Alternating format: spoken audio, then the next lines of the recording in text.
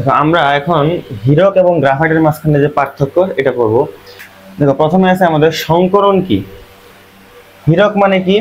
হীরা বা ডায়মন্ড, যেটাকে আমরা ডায়মন্ডের রিং বা যেটা আমরা বিভিন্ন অর্নামেন্টাল ইয়েতে পাওয়া যায়। দেখো আর গ্রাফাইট হচ্ছে যেটা পেন্সিলের শীষ, পেন্সিলের একটা শীষ আছে, ওটাকে বলা হয় গ্রাফাইট। দেখো হীরকের ক্ষেত্রে সংকরণ হচ্ছে sp3, sp3 সংকরণ। আর গ্রাফাইটের ক্ষেত্রে সেটা হচ্ছে sp2 সংকরণ, sp2 সংকরণ। মনে রাখবা হীরা মানে কি? হীরক বা হীরা মানে হচ্ছে বাবার একমাত্র সন্তান। তো যেহেতু সে বাবার একমাত্র সন্তান, অনেক আদরের, তার বাবা চাইবে না যে হীরা নামের কেউ, তার একমাত্র সন্তান, বিদ্যুতে পিষ্ট হোক। এখান থেকে মনে রাখবা হীরক বিদ্যুৎ পরিবহন করবে না। যেহেতু সে করবে না, গ্রাফাইট বিদ্যুৎ পরিবহন করবে। এরপরে দেখো গলনাঙ্ক। যেহেতু হীরক বা হীরা হচ্ছে বাবার একমাত্র সন্তান, সে কিন্তু কাজ করতে চাইবে না, অর্থাৎ সে অল্প তাপে গলে যাবে।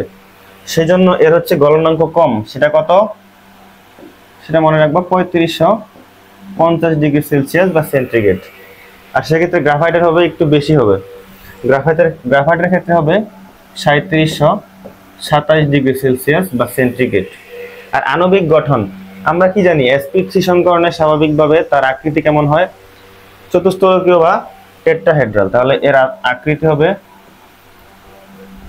চতুস্তলকীয়, অর্থাৎ চারটা তল থাকবে, চতুস্তলকীয়।